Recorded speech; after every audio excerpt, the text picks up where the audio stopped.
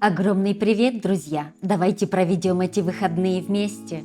Сегодня суббота, и мы едем за посылочкой, которую мне знакомая послала из Молдавии. Она живет в Италии, но так как ей нужно было съездить в Молдавию, я ее попросила купить мне разного чая и каких-нибудь вкусняшек. В Италии тоже можно купить разный чай, но у нас, мне кажется, выбор намного больше. Ну, конечно, я ей за все это дала денежку. И еще я ее попросила взять молотый кориандр, здесь его трудно найти. Мне уже не терпится посмотреть, что там в посылочке. Вот мы и дома, я уже разложила все на стол. Посылочка небольшая, но мне так приятно увидеть наши родные продукты. Я Вадику ничего не сказала, вот ему будет огромный сюрприз. Вы знаете, какой он у меня фанат чая. Давайте покажу сначала сладости. Вот такая коробка печенья с шоколадом и орешками. Вообще-то я ее просила взять только бублики и чай, но она взяла еще и печенье, да и бублики разных видов. Вот такие бублики с пророщенной пшеницей и кунжутом. Если честно, такие я еще не пробовала. Попробуем. Вот такие с маком. Вот это мои самые любимые молдавские бублики. Я каждый раз, когда ездила домой в Молдавию, привозила с собой в Италию, наверное, по 10 пачек таких. А это тоже что-то новенькое. Бублики с пророщенной пшеницы со льном. Тоже такие еще не пробовала. Когда вечером не особо хочется есть, я люблю попить кефир с бубликами. А эти бублики с какао. Я таких тоже еще не видела. Попробую с удовольствием. У меня Вадик очень любит сладости со вкусом какао. А эти с глазурью и маком. Вроде бы такая мелочь, но почему-то так приятно на душе, как будто съездила на родину. Я уже 25 лет живу в Италии, но все равно иногда такая ностальгия в душе. Еще она взяла вот такие бублики, но по упаковке это украинские бублики. Попробуем и эти. И покажу вам чай. Этот в пакетиках. Этот зеленый чай с цедрой цитрусовых я еще не пробовала. А вот этот зеленый чай с клубникой и ароматом персиков я покупала много раз. Этот мне очень нравится. Кто любит фруктовые чаи, если у вас такой продается, попробуйте. Еще она взяла вот такой с лесными ягодами и с экзотическими фруктами. Вот Вадик будет довольный. А это не чай, а фруктовый микс. Я такое люблю. А в этой коробочке черный чай со вкусом винограда Изабелла. Такой я уже покупала, действительно ощущается аромат этого винограда. И это фруктовый напиток. Здесь нет в составе чая, только сбор разных фруктов и лепестки гибискуса. Мне так приятно. Сейчас возьму бублики и заполню банки, в которых я обычно храню сладости. Как раз у меня почти все позаканчивалось.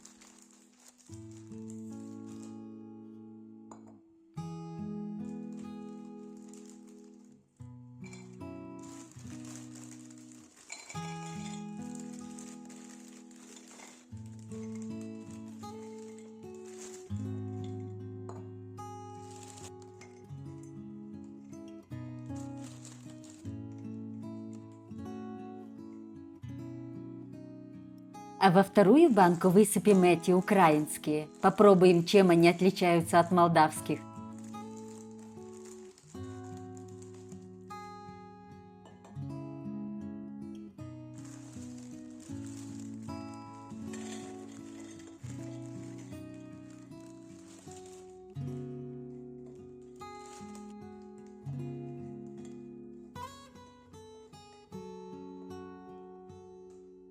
А еще я вам не показала эти две пачечки листового чая. Этот, когда я ездила в Молдавию, тоже уже покупала. Кто любит листовой чай, я вам их советую, они мне очень нравятся.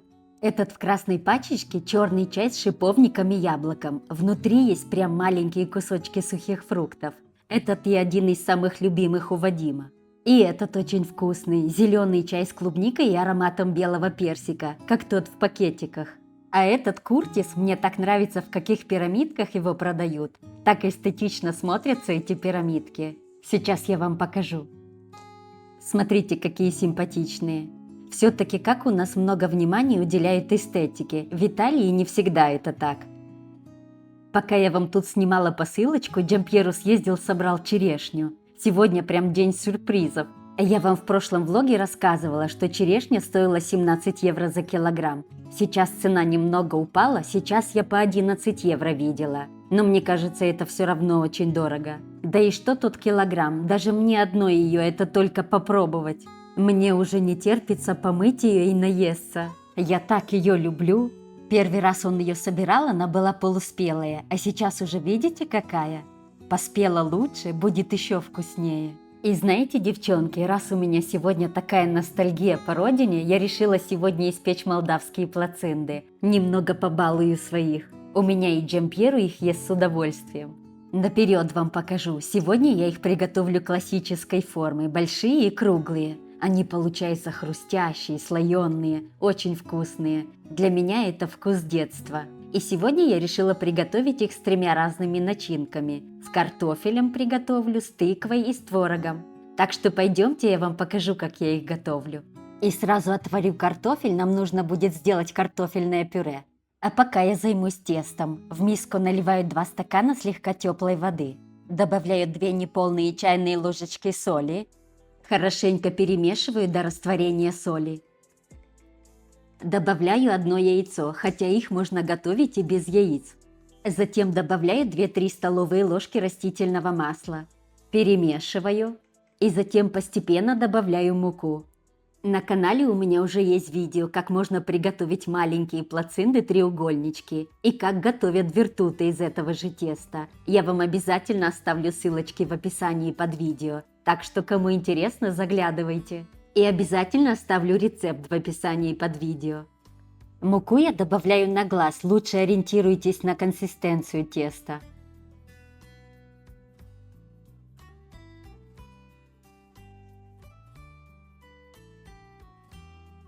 Когда уже трудно перемешивать вилкой, я перемешиваю руками. Затем припыляю стол мукой и вымешиваю еще немного на столе. Не забивайте сильно тесто мукой. Видите, какое оно должно получиться? Даже слегка липнет к рукам. Затем раскатываю немного в жгут и разделяю на 8 равных частей. Каждый кусочек у меня получился примерно 185 грамм.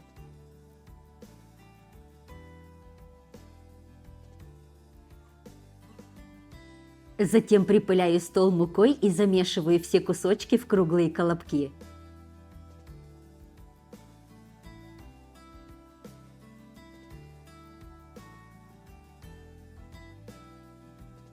Вот таким образом. И теперь выкладываю их на расстоянии друг от друга на досточку, припыленную мукой. Накрываю обязательно пищевой пленкой, чтобы тесто не обветривалось, и кухонным полотенцем, и оставляю тесто отдыхать.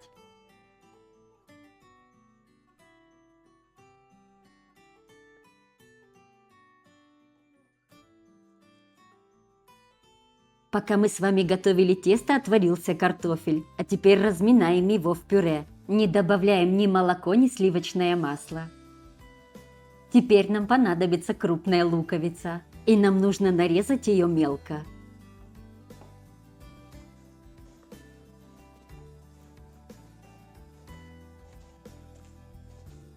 Теперь в сковороду наливаю немного растительного масла и отправляю лук поджариваться. И поджариваю его на медленном огне до прозрачности. Ну, конечно, время от времени перемешиваю. И пока лук поджаривается, мы натрем тыкву. Посмотрите, какая у меня прикольная тыква. Тыкву я натираю на крупной терке. Этот сорт классный, не водянистый. А если у вас водянистый сорт тыквы, натрите ее заранее и дайте ей немного стечься на дуршлаге. Вот такая полная тарелка тыквы мне хватит на 2 плаценты. Не забываем перемешивать наш лук. Лук немного прижарился, выключаем. А теперь хорошенько присаливаем картофельное пюре и добавляем жареный лук к картофелю. И еще я обязательно добавляю черный молотый перец, но если вам перец не нравится, можете не добавлять. Хорошенько все перемешиваю, и наша картофельная начинка готова. Вот такая начинка у нас получилась. Оставляем ее остывать и приступим к следующей. Беру 500 грамм рикотты, а вы можете использовать творог. И добавляю 1 яйцо. Добавляю еще 2 щепотки соли. И хорошенько перемешиваю до однородной массы. Если вы готовите с творогом и ваш творог более сухой, добавляйте 2 яйца. Вот такая творожная начинка у нас получилась. А теперь приступим к приготовлению плацинт. Припыляю стол мукой и раскатываю наш колобок теста как можно тоньше.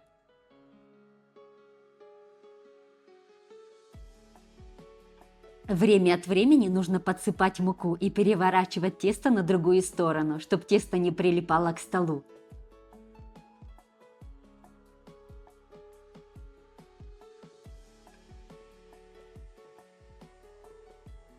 Раскатываем тонко-тонко, насколько это у вас получается. Я думаю, нет ни одной молдаваночки, которая не могла бы делать плацинты, хотя каждый их делает по-своему. А теперь краешек теста растягиваем вот таким образом по всему диаметру.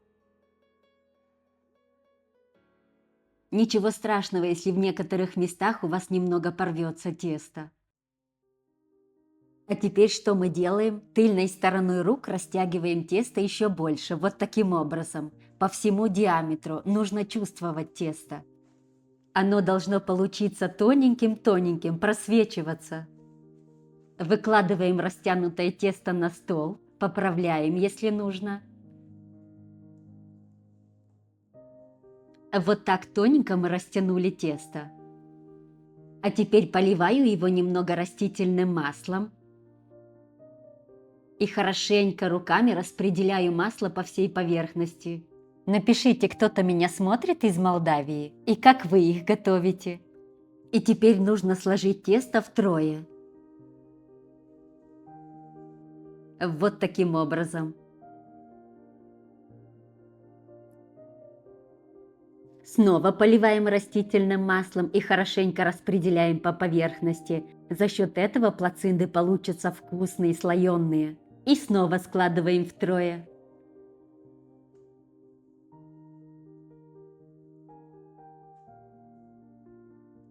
И у нас получается вот такой квадратик. Теперь выкладываем картофельную начинку в серединку. Выкладываем побольше, чтобы было вкусно. Немного распределяем, чтобы получился круг. Примерно вот так. И теперь немного растягивая уголки, загибаем к серединке.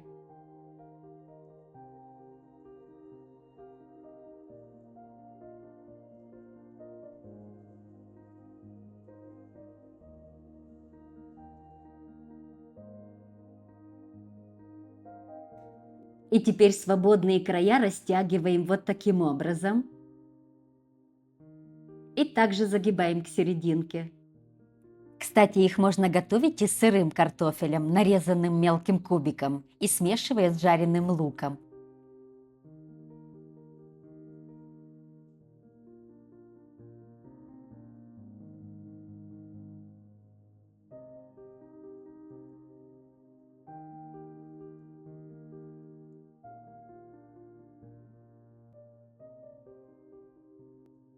И получается вот такой конвертик.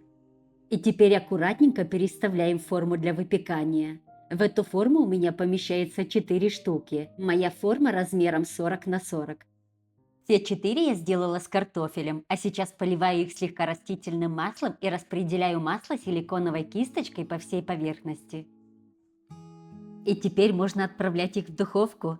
Духовку я предварительно разогреваю на 220 градусов и выпекаю их до румяной корочки. Но, как я уже говорила, вы можете их жарить на сковороде. Если вы будете жарить, жарьте их на медленном-медленном огне с 2 сторон. И пока наши плацинточки выпекаются в духовке, мы приготовим следующее с творожной начинкой. И на это количество теста мы выкладываем половину творожной начинки, которую мы приготовили. Кстати, в творожную начинку у нас в Молдавии многие добавляют укроп и зеленый лук. Если вы любите с зеленью, добавляйте, а я больше люблю без зелени. И еще раз покажу вам, как сформировать плацинду.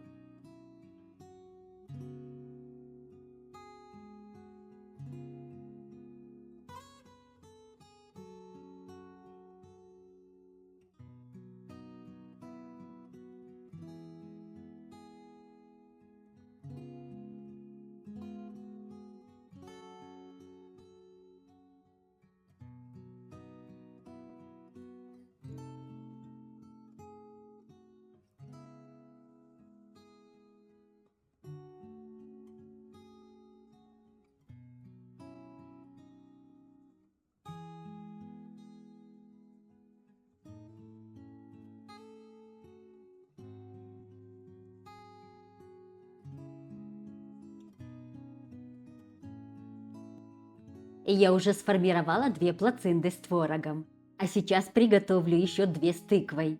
Половину тыквы выкладываю в серединку. Добавляю 2 столовые ложки сахара. С тыквой у нас будут сладкие плацинды, вкусные. И еще я добавляю кусочками сливочное масло. Закрываю в такой же конвертик и выпекаю в духовке. И вот такую вкуснятину мы с вами сегодня приготовили. Это традиционное блюдо молдавской кухни. Плацинды получаются слоеные, хрустящие. Это не просто вкусно, это обалденно вкусно. Если кто-то из вас еще никогда такие не готовил, обязательно попробуйте приготовить. Увидите, вам понравится. И готовить вы их можете с разными начинками, и с капустой, например. Смотрите, я покажу вам поближе, какие они получаются румяные, хрустящие. Это с творогом. И снизу хорошо пропеклись. А это с тыквой. А это с картофелем.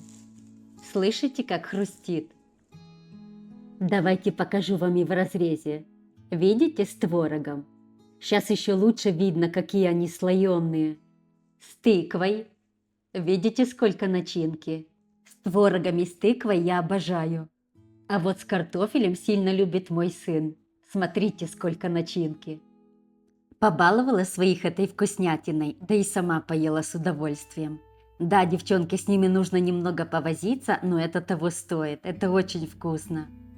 И у нас уже утро следующего дня. Сегодня воскресенье, 2 майское воскресенье. И сегодня в Италии праздник матери. Сегодня мне никуда не хочется ездить. Хочется просто побыть дома, отдохнуть в спокойной атмосфере.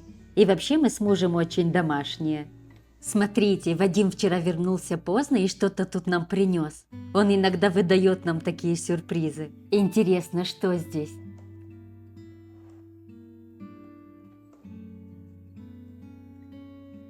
А, это пирожные в виде сердечка. Он когда-то нам уже такие приносил. Так это он ко дню матери принес. Вот почему только одно.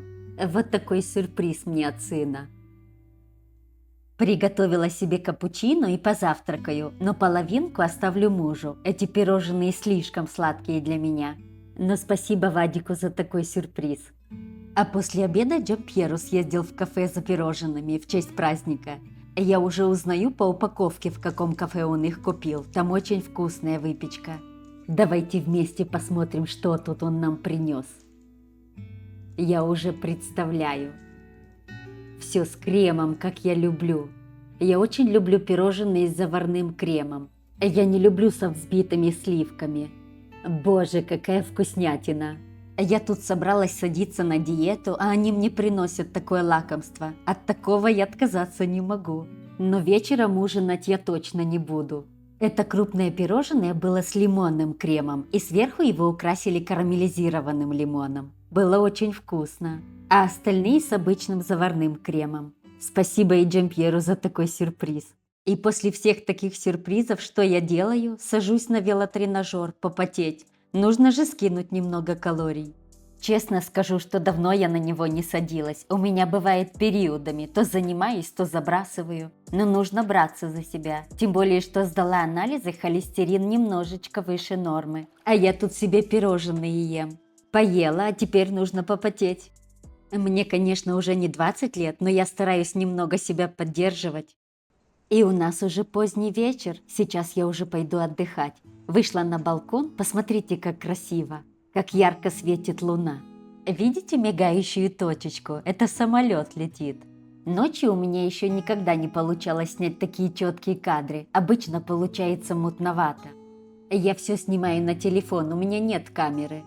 И вообще я не такой уж и специалист, я просто беру и снимаю. Ну ладно, девчата, на этом я буду свой влог заканчивать. И кто, как и я, идет отдыхать, вам спокойной ночи. Увидимся в следующем влоге. До скорой встречи!